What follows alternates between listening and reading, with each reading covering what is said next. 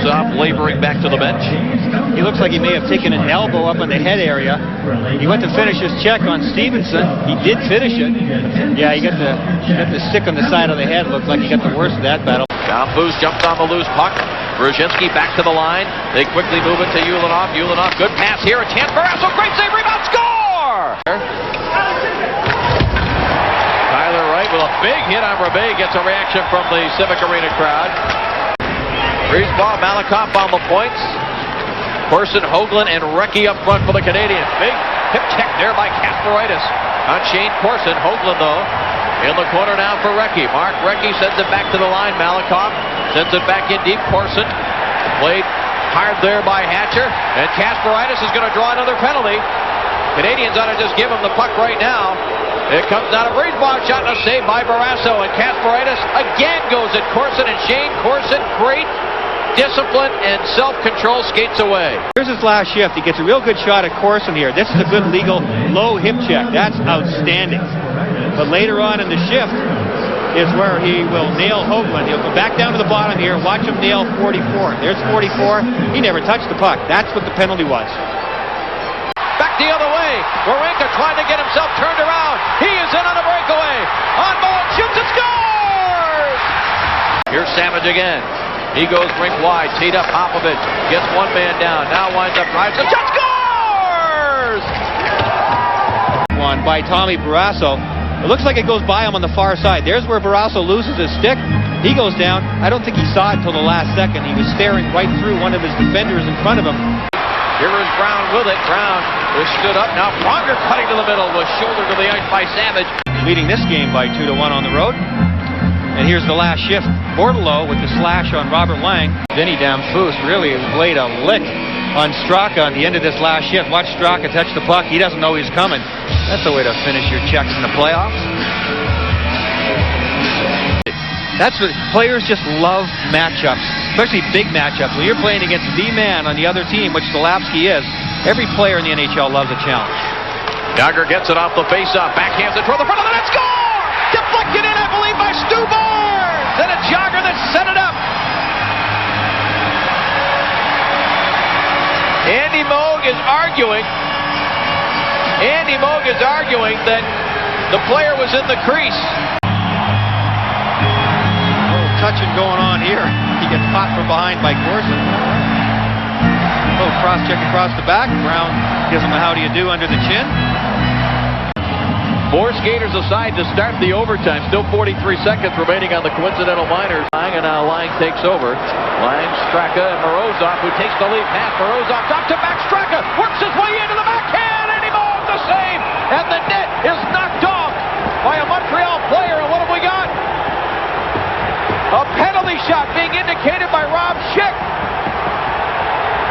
Wow, I cannot believe a penalty shot is this call. Patrice Brisebois, I think, is in shock night right now. Brisebois was victimized by Straka coming in late because Andy Moog had made the save. The puck was already stopped. Brisebois will come in afterwards and sort of out of frustration will knock the net off its moorings. But when you're in overtime, if you intentionally knock the net off, it is a penalty shot. Brisebois made 2 mistakes. The second one is much bigger. This one. Look at Brisebois. Brisebois is explaining. Here comes Morozov. In on Andy Moog. Oh, and he hit the goal post. He hit the goal post to the left of Andy Moog. And overtime will continue. Here's another look. He's going to go to his backhand. Andy Moog stays with him. Strings it out, hit the legs over there. Morozov definitely had him beaten on the shot. Oh, now a scrum, too, over in between the benches. Boy, there's some... And it was the outside of the poach. There wasn't much room on that short side. Oh, there's a scrap going on in front of the benches now. Wow. There wasn't much emotion in this game early on. We talked about it. Now look at all the number of players on the ice. Whoa, man. Boy, can you believe this? We had nothing even close to this kind of emotion or anything breaking out between these two clubs. And then the penalty shot awarded by Rob Schick. Morozov playing in his first playoff game, going against the veteran Andy Moog, made the move and had him beaten and hit the goalpost. Corson is right in the middle of one of the scrums.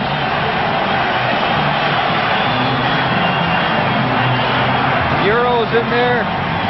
Stevenson. That's Chris Hamer for Pittsburgh. In against Pittsburgh. Excuse me, in against Corson. Oh, tensions went from 0 to off the scale in a pretty short space of time, and a penalty shot in overtime in the playoffs will do that to you. Well, this is going to be an interesting scenario for Rob Chick to sort all of this out. Because I don't know that he was right there when this all started to take place between the benches. Well, it was a gutsy call, which he didn't hesitate on the penalty shot in the first place. Patrice Brisebois was pleading his case to one of the linesmen just before the penalty shot was taken that I started to talk about. You could see Brisebois was making a motion with his hands like, hey, I just was protecting myself. Now the linesman, Dan McCourt, trying to get out of the way. Oh, the skate came up. The skate of Stevenson came up on Dan McCourt. Ouch. Boy. He took a pretty good lick there. Stevenson wanted to throw a good check and ended up getting Dan McCourt. Watch this one. There's the puck. McCourt's not even looking. Boom. Slager stepped out of the way. And boy, that skate came up very dangerously. Here's the one. Here's a shot on Bureau. Oh, that one hurt. Look at the look on Bureau's face. Where did that truck come from? And then here's Bureau trying to come back on Yager, but he's a little too smart for this. Oh, Bureau hurt himself on that one, too. It's recovered by Malakoff. Malakoff for the Canadiens. A long lead pass. Here's Brunet, top of the circle. Finds it, and he scores! Benoit Brunet in overtime with just 1:17 on the clock, and the Canadiens lead the series 1-0. Pittsburgh loses track of Benoit Brunet just for a moment, and that's all it took. Almost a rink-wide pass by Brunet, and what a shot. He just rocketed one over the shoulder of Tom Barrasso. I think it probably startled Barrasso, the amount of velocity it had on it. Benoit Brunet, who had 2 or 3 really good scoring chances early on in this game, and then everything dried up for him. He didn't get a sniff again for the longest time.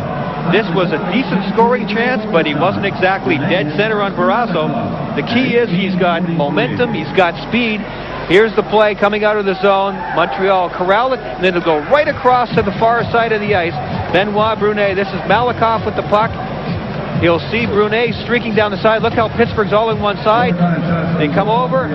Wow, rocket, short side, top shelf all the way. That's the kind you tell your grandkids about when you're older. Yep, I beat him with the big slapper. Well, even the players not in uniform for the Montreal Canadiens realize what a big goal that was. The Pittsburgh Penguins failed to score on a penalty shot in overtime, and it is a final 3-2 on the goal by Brunet in overtime.